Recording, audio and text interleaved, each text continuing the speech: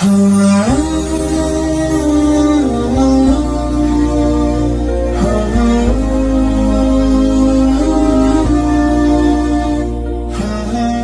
ustaz itu bertengkar toh, tidak mungkin, bohong itu kalau tidak. Kira-kira 1 minggu yang lalu, Jaksa Agung langsung menelpon saya, minta acara tanggal ini, pengajian hari ini di kantornya. Jaksa Agung. Beberapa hari lagi yang lalu, Pak Yusuf Kalla ulang tahun hari ini. Ustadz datang Ki. Saya bilang sama Jaksa Agung, minta maaf Pak, ini acaranya anakku.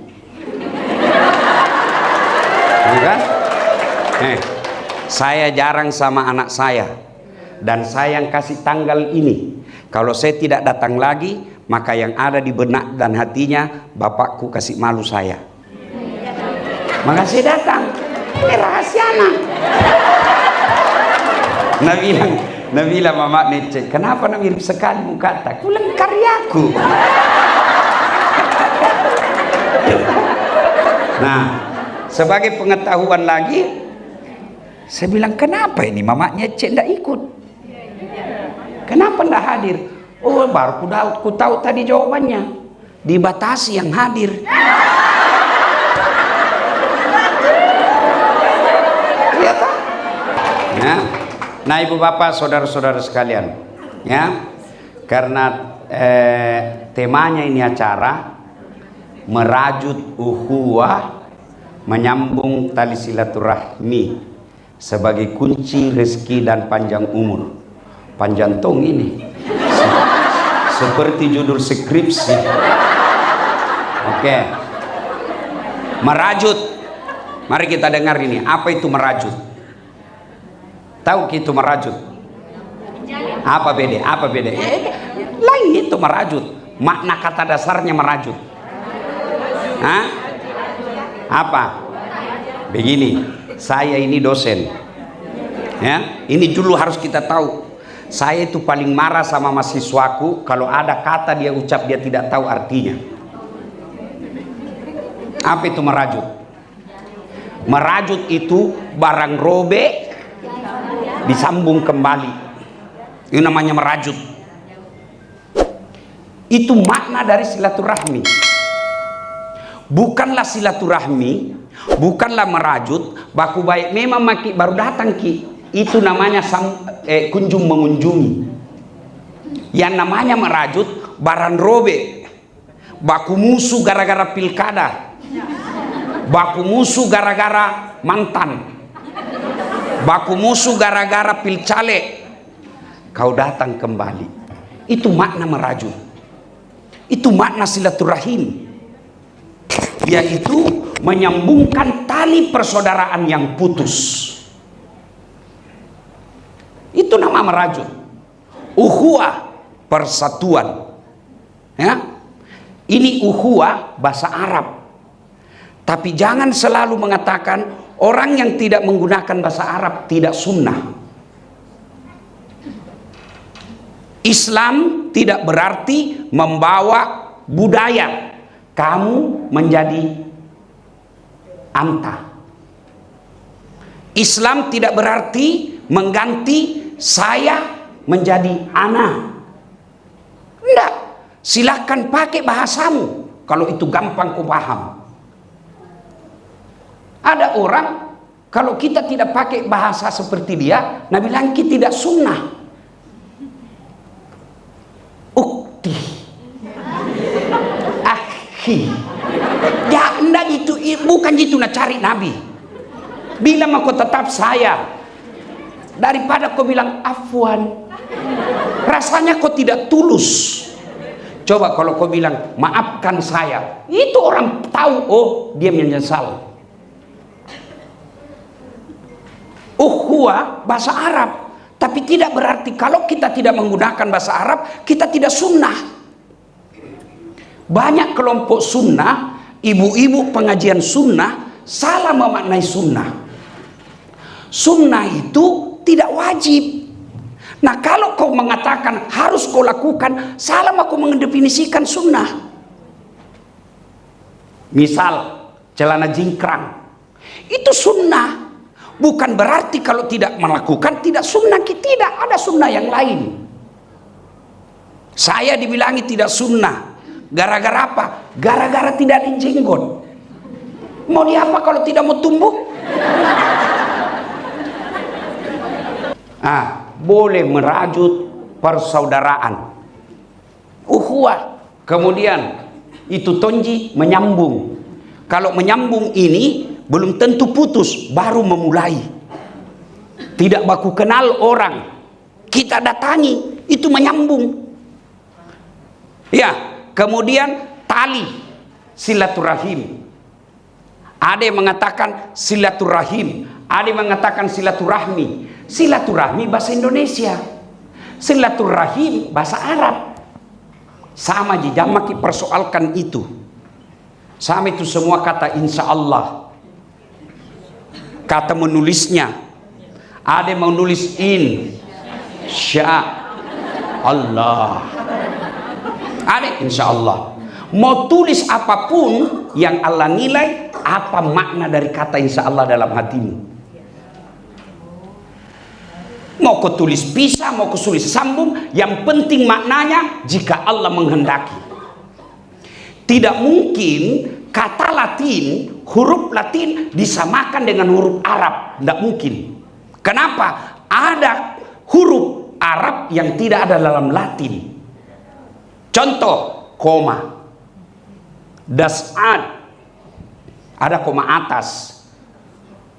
Latin tidak ada, maka di komputer namaku hanya dasar. Di paspor dasar, tidak ada komanya karena dasar itu bahasa Arab. Suruh itu orang India bilang L. Suruh Tito patah Tito. Apakah Allah memasukkan neraka karena lidahnya? Tidak. Yang penting caramu, bacamu beda, tapi maknanya dalam hatimu tetap sama. Sudah. Sebagai kunci, kita kunci. Apa inti dari kunci, Bu? Apa inti dari kunci? Buka tutup. Artinya biar ada pintunya, kalau tidak ada kuncinya bisa dibuka. Bisa pakai kangi eskapator. Tapi itu kalau pakai eskapator, pakai linggis, merusak namanya. Ada ndak rezeki masuk tidak pakai kunci? Ada. Korupsi, mencuri, menipu, bohong, ada. Tapi dia tidak pakai kunci. Tapi dia pakai apa? Dia pakai gembok, dia hancurkan, dia pakai palu-palu, dia pakai linggis. Itulah cara mendapat rezeki dengan cara yang batil. Tapi ini pakai kunci. Halal kita uah. Bagus. Bagaimana caranya supaya pakai kunci tidak merusak gembok, tidak merusak palu-palu, tidak menghancurkan pintu? Nih. Silaturahmi. Itu kuncinya, silaturahmi dan panjang umur. Apa itu panjang umur, Ibu?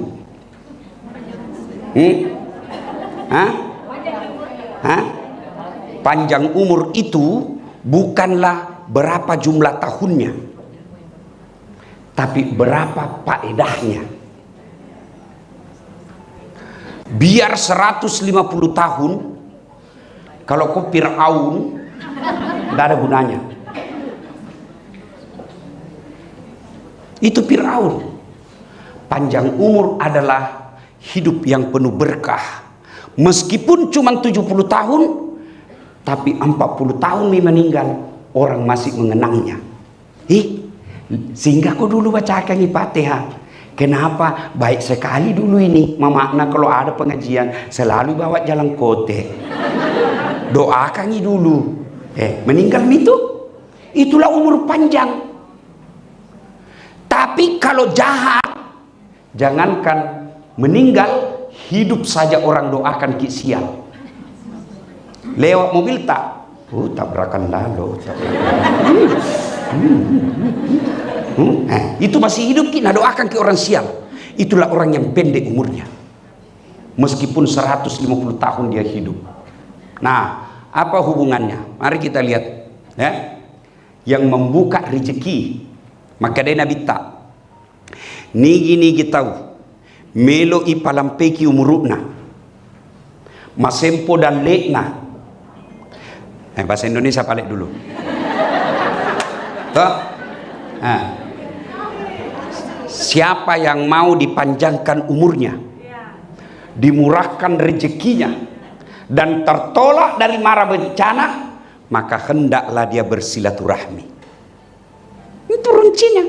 Kalau orang cari rezeki dengan deposito, dengan kontraktor, maka ibu-ibu, salah satu cara menyambungkan rezeki menurut hadis dan Quran, silaturahmi. Tapi jangan salah dulu. Rezeki itu tidak selalu uang. Saya kasih contoh, Bu. Ada enggak mau saya kasih iPhone 16 di sini 1 tera kaki tangan? Siapa? Siapa? Pulsa tak terbatas. Selalu ada kuotanya. Siapa? Mana? Oke, ini Ibu. Siapa nama Ibu? Ibu Novi. Tapi begitu ku kasih gitu iPhone 16, langsung ki tuli. Mau ki kira-kira? Mana yang mau tadi?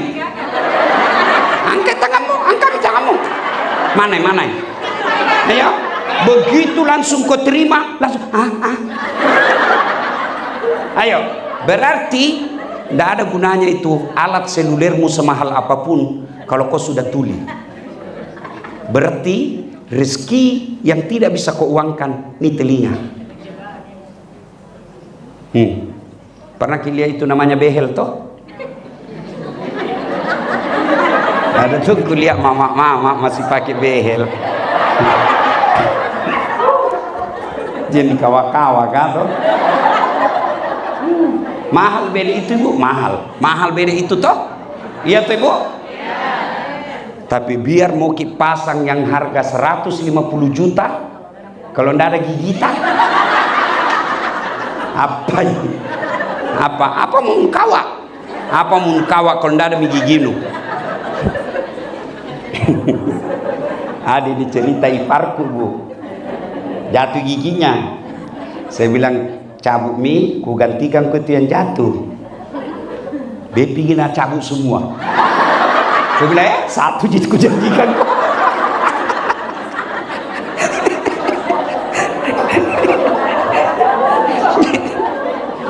Coba Ibu, ayo, ini gigi. Dan hebatnya itu gigi, Bu. Pernah ndak Ibu bayangkan bagaimana itu gigi tak seandainya tumbuh seperti rambut? Bayangkan Mi. Saya yakin kenapa ini Ibu ketua bisa jadi ketua, karena giginya tidak lebih. Bagaimana seandainya Bu ketua tumbuh gigi tak seperti rambut?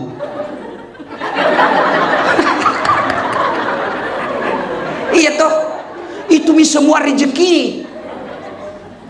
Masya Allah. Nah, oke. Satu dari sekian banyak rezeki itu doe. Itu satu bagian. Makanya saya bilang sama mama Nyece, jangan mau ku cemas kalau tidak ada uangmu, karena uang tidak bawa mati.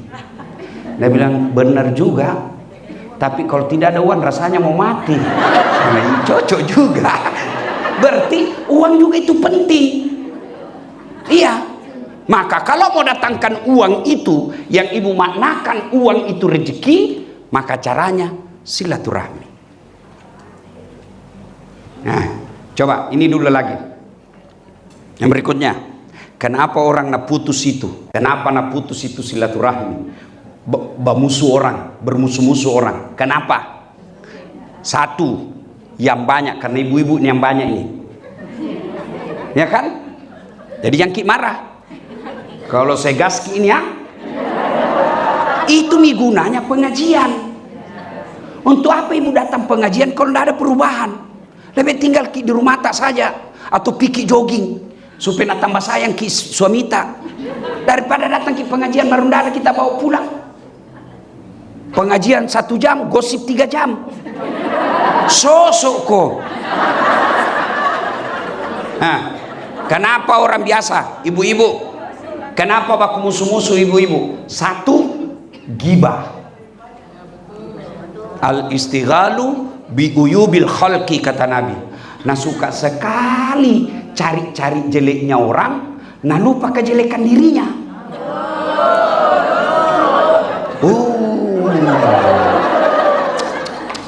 Bu, kalau dulu mama-mama dulu mau gosip terbatas. Kenapa? Ketemu pi. Nggak mungkin bisa gosip kalau nggak ketemu. Di mana dia ketemu? Tempat jual sayur. Toh?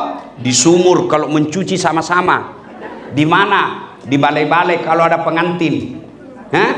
Sekarang fasilitas gosip lebih canggih. 1 di sekolah Al-Azhar. 1 di Komplek Geraha Lestari. Ya kan? 1 di Citraland. 1 di Sungguh Minasa. 1 di Jakarta. Yang digosip temannya yang pergi umroh di Makkah. Nah, bilang, kau tahu jitu nak pergi umroh, nah cicing jitu tolong. Itu toh? Tidak ketemu, tapi dalam grup WhatsApp. Maka ibu-ibu hati-hati milih grup. Kalau itu grup hanya membawa kepada dosa, lebih utama kau tinggalkan. Pamit baik-baik. Minta maaf, HP ku error. Terlalu banyak grupku. Minta izin pamit dulu, mau ku servis. Kalau ada sesuatu silahkan japri. Gosip ini banyak. Nabila Nabita, itu perempuan paling gampang masuk surga. Nabi bilang, cuma 2 penyebabnya sehingga dia gampang tergelincir masuk neraka. Apa itu? Dia tidak bisa jaga mulutnya dan tidak bisa mensyukuri suaminya. Ini penyakitnya perempuan modern. Dan setan tahu ini jeleknya, bahayanya, karena setan tahu kelemahan tak. Pancing. Mulailah, kau tahu Ian? Iyo. Tak pancing mako itu. Nak kipas. Nah, ini penyakitnya perempuan memang. Makanya itu, Bu, kalau laki-laki itu dosanya banyak di mata. Dosanya laki-laki itu banyak di mata. Kalau perempuan banyak di mulut. Makanya kalau laki-laki menangis itu, kalau sedih dia begini. Kalau perempuan dia begini.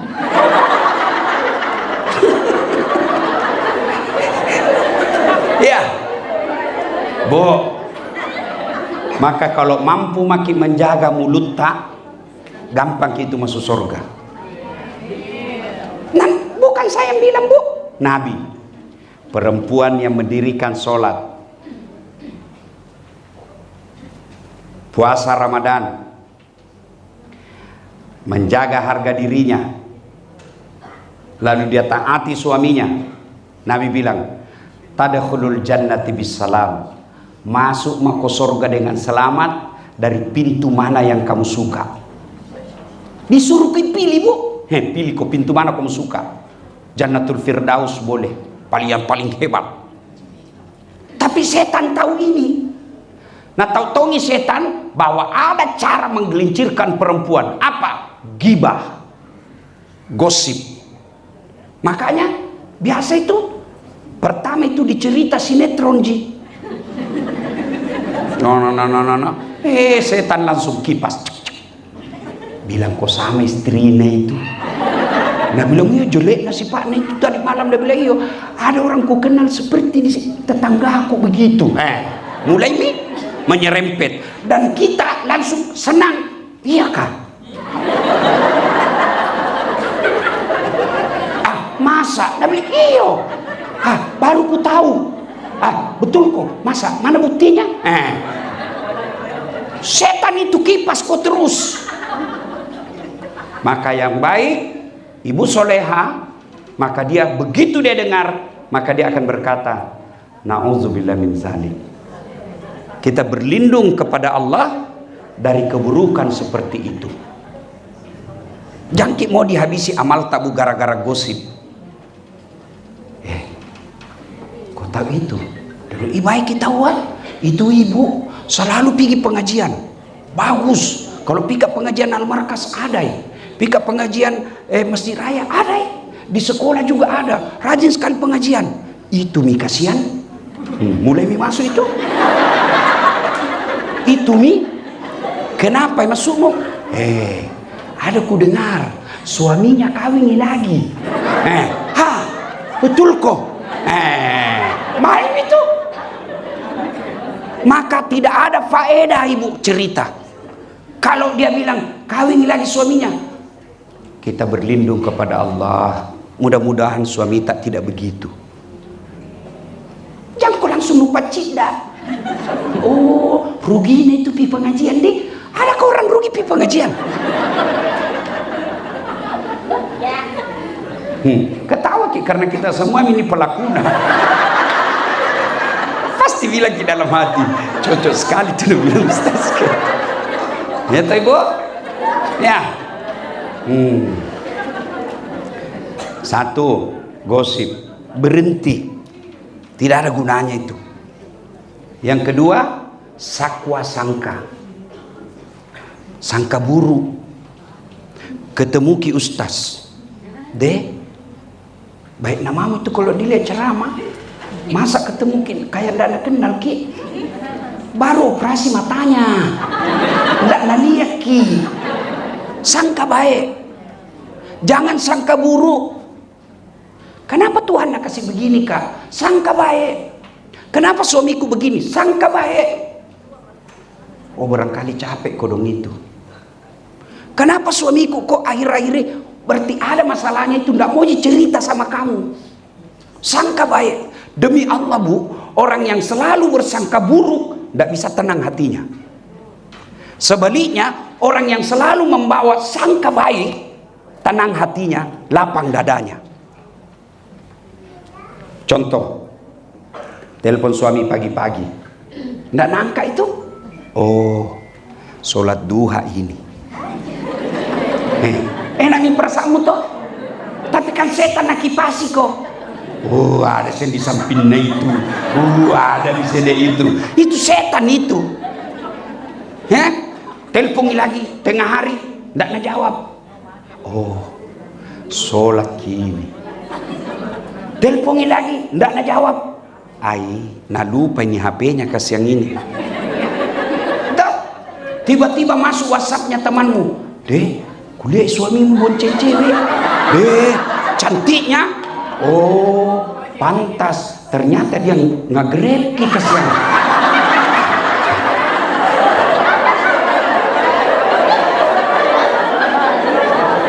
Coba beda kalau begitu ibu. Tenang kita. Tenang toh. Coba selalu bawa. Nah sekarang, ibu-ibu. Kalau kita sangka buruk, apa yang kita dapat? Kalau sakit hati, ada solusi? Tidak. Apa? Ayo. Berani mau kita tempeleng suami tak? Tidak mungkin. Mau kita minta diceraikan? Mampu ki janda? Lebih tidak enak lagi status janda. Apa? Anggaplah kita mampu janda, mampu kita dapat yang lebih baik dari yang sekarang. Siapa tahu kita dapat yang lebih buruk. Yakin dapat yang lebih baik.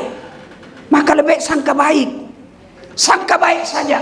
Dan hebatnya itu perempuan muslimah, dosanya jo suaminu tenan tanggung. Supaya sangka enak prasanta, selalu ki bilang dia tong itu tanggung. Itu bisa kusuka istriku.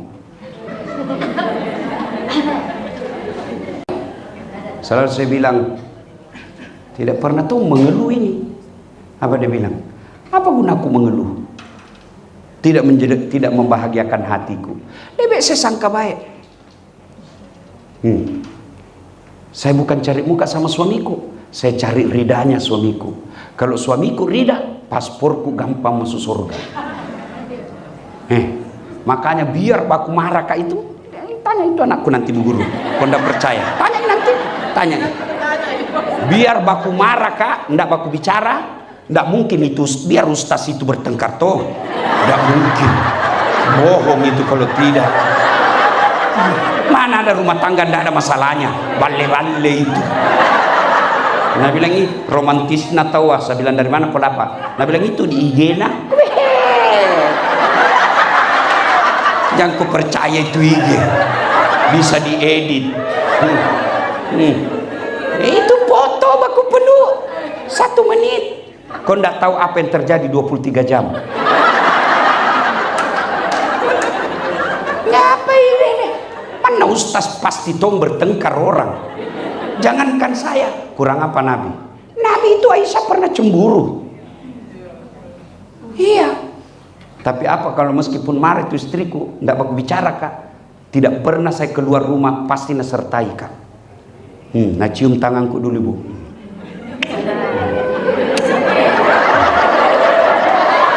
Sudah itu, nah cium lagi jidatku itu.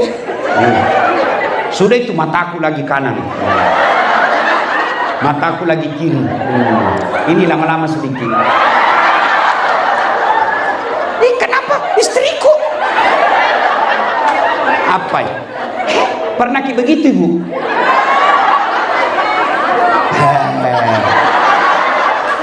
Sudah itu bu, nah usap. Padahal tidak baku bicara ke itu. Baru nausap dadaku. Apa nak bilang? Ridhoi saya. Itu memang membuat suami murah rezekinya. Dan ibu, kalau suamimu murah rezekinya, siapa yang dapat? Siapa yang dapat? Kamu. Coba.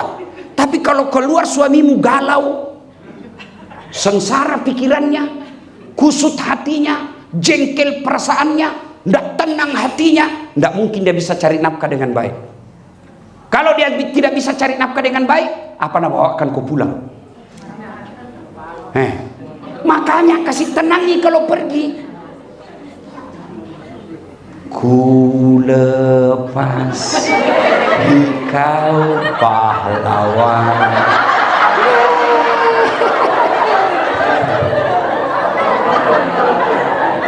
Ya, Bu, kalau ini kita amalkan sampai di sini ceramah, hebat makin. Hebat makin. Nah, sangka baik, jangan gosip. Tiba-tiba Allah kasih rumah tangga ada masalah, berarti Allah lagi menguji kekuatan imanmu. Tiba-tiba datang mertuamu yang cerewet, Allah kasih kau ladang kesabaran.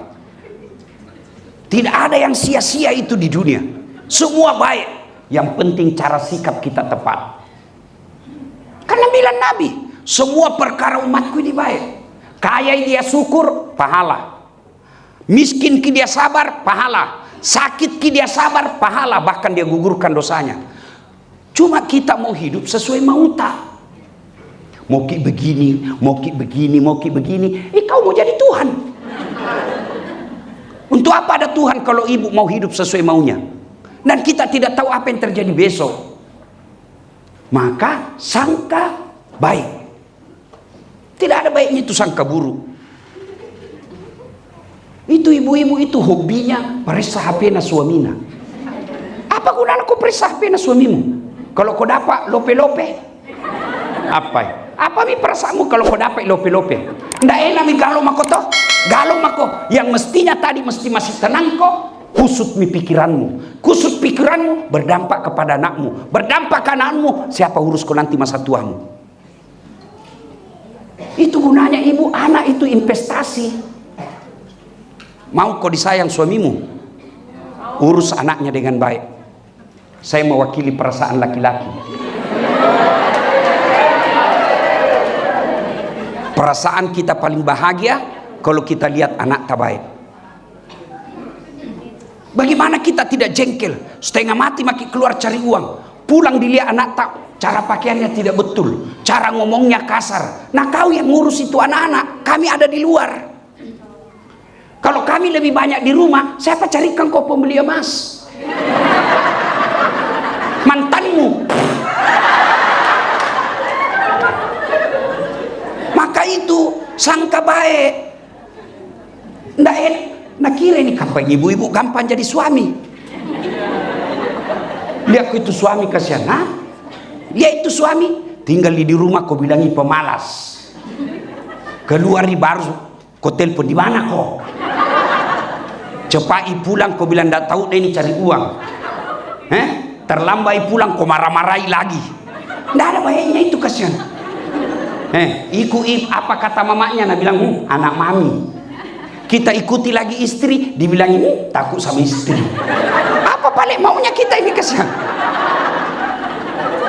Coba Mi, kalau ada itu di medsos, suami yang marah-marah sama istrinya, langsung orang semua bilangin, suami kasar, kurang ajar. Tapi kalau istri maki-maki istrinya, suaminya istri dilihat di medsos maki-maki istrinya, maka lagi orang, kenapa? Karena semua suami begitu. Maka ibu sangka baik kepada suami tak, insya Allah gampang hidup ini. Sangka buruk membuat silaturahmi putus. Toh, contoh, ada orang 5 tahun ibu, suami istri tidak punya anak, pergi di dokter, periksa dokter kan, alhamdulillah saya ingat, bu, yang masih punya peluang untuk hamil punya anak, jangkit pergi dokter kandungan laki-laki. Masa mungkin dapat nak? Mengerti maksudnya toh? Selama masih ada dokter perempuan, ngapain pergi di dokter laki-laki? Nah itu namanya kehormatan. Makanya disebut alat karena malu orang kalau dilihat. Kecuali di kampung itu tidak ada kecuali dia boleh. Tapi selama masih ada, haram ibu pergi ke laki-laki. Ternyata ada tong kasih tahu ke jamaah. Nah bilang karena ada memang ibu-ibu itu suka itu dokter naga-gagai.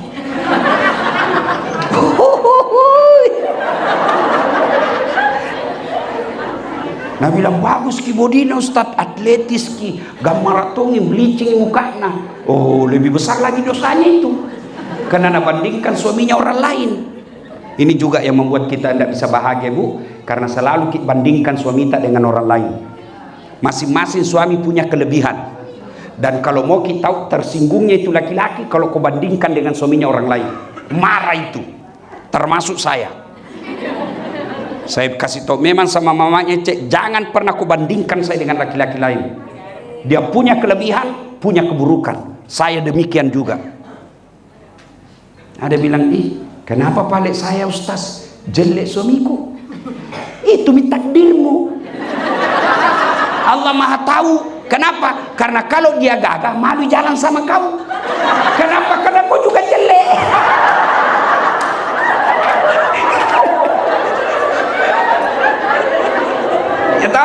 Nah, sangka baik bersami.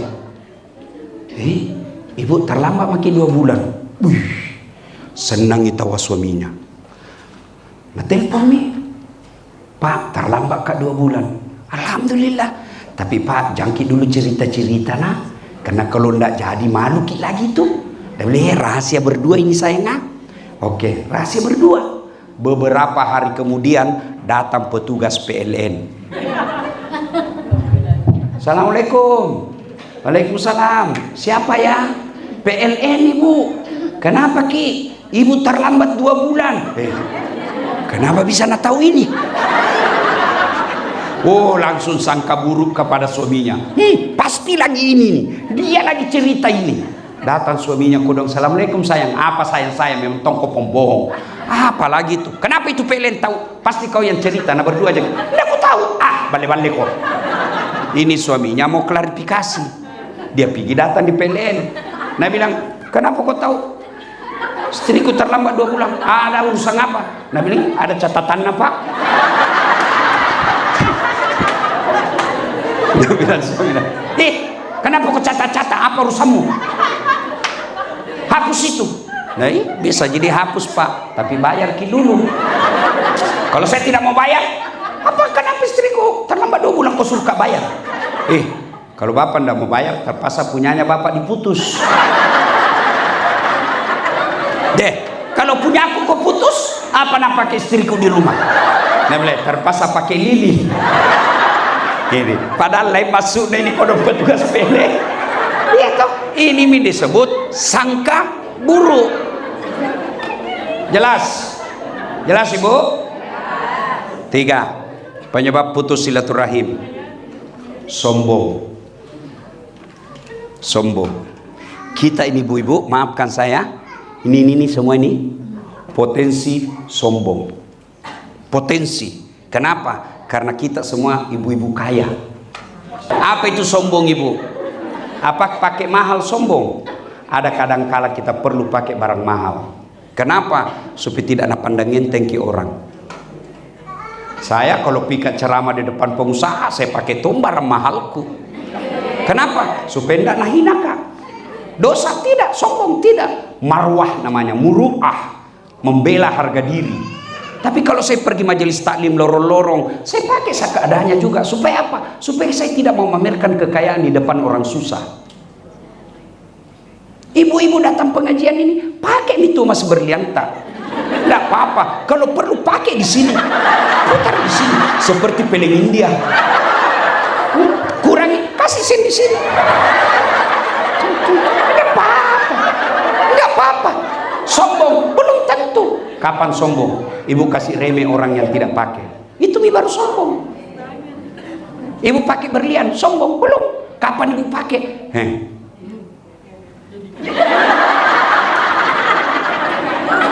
Nah, sombong pakai itu.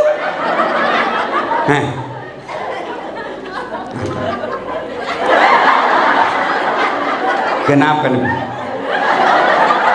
Apa maksudnya?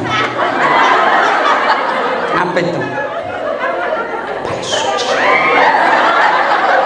Sombong begitu. Kenapa?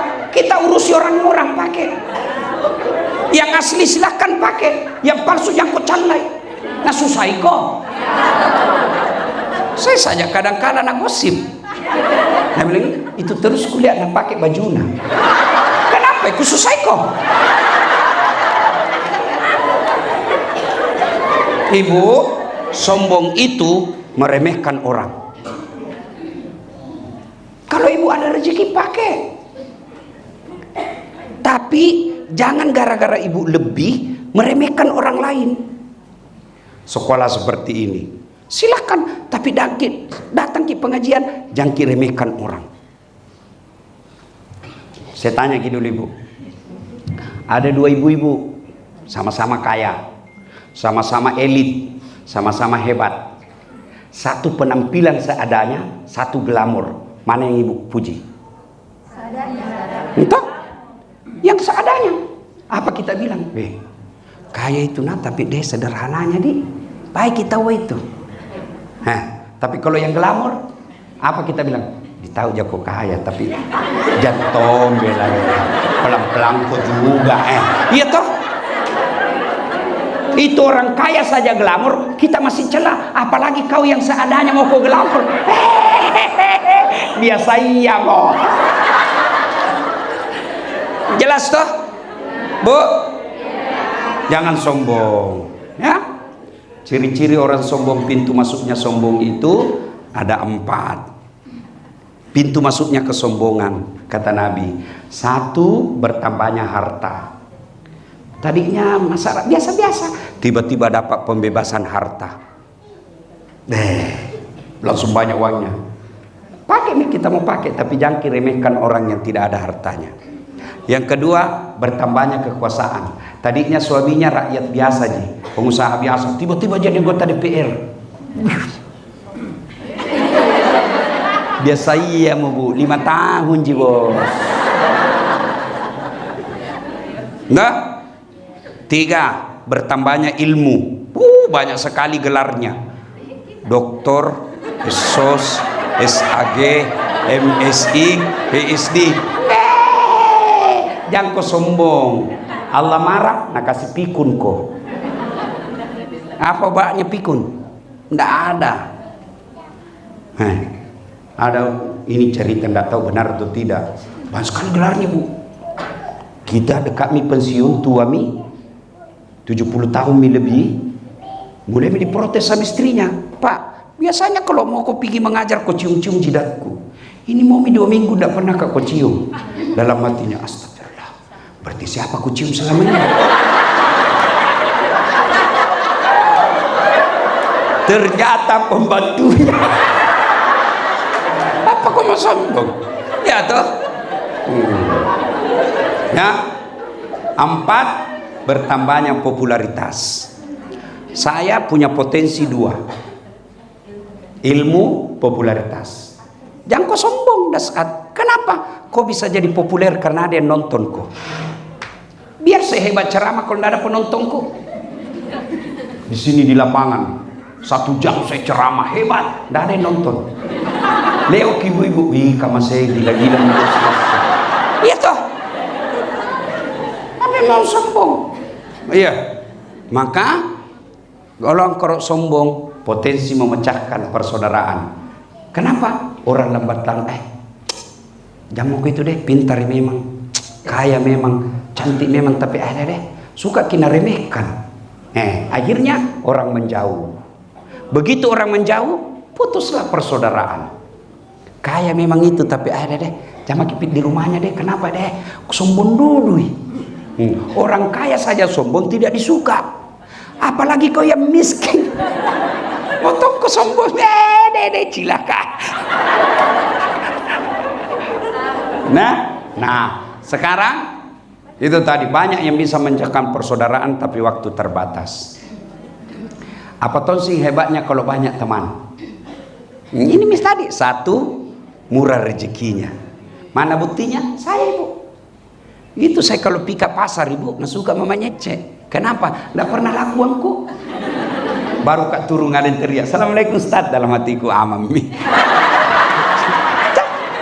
Mau ku bayar, siaga ji. Ajak Ustaz, ndak enak masih pagi-pagi.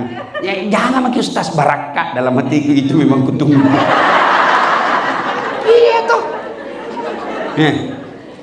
2, tertolak dari bencana. Ada mau ganggu ki, banyak teman tak. Jangan kok. Kalau kau ganggu itu, kami ini satu kampung kau lawan. Baik itu orang.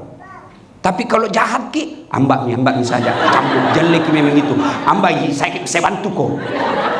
3, panjang umurnya.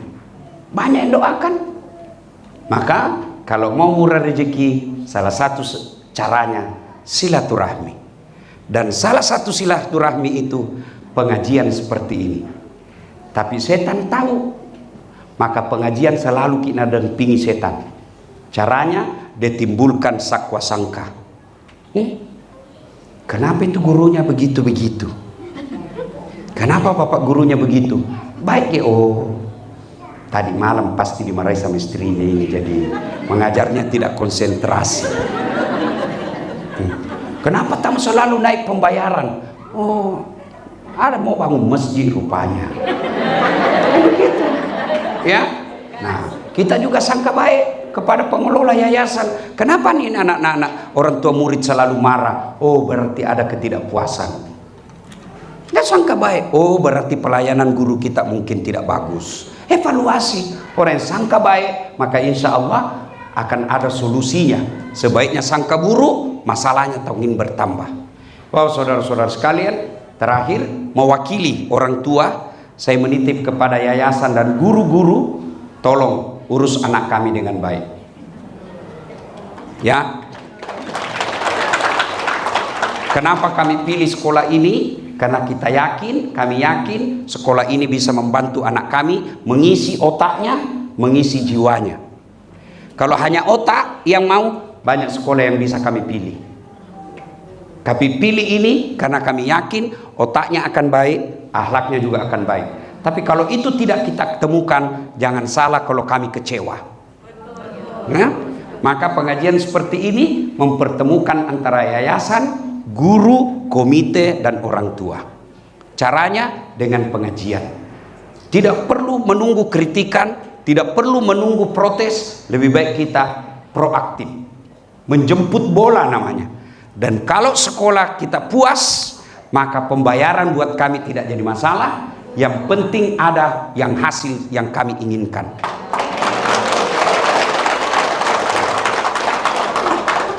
Sebelum kita akhiri, saya ingin mendengarkan sholawat dari Ece.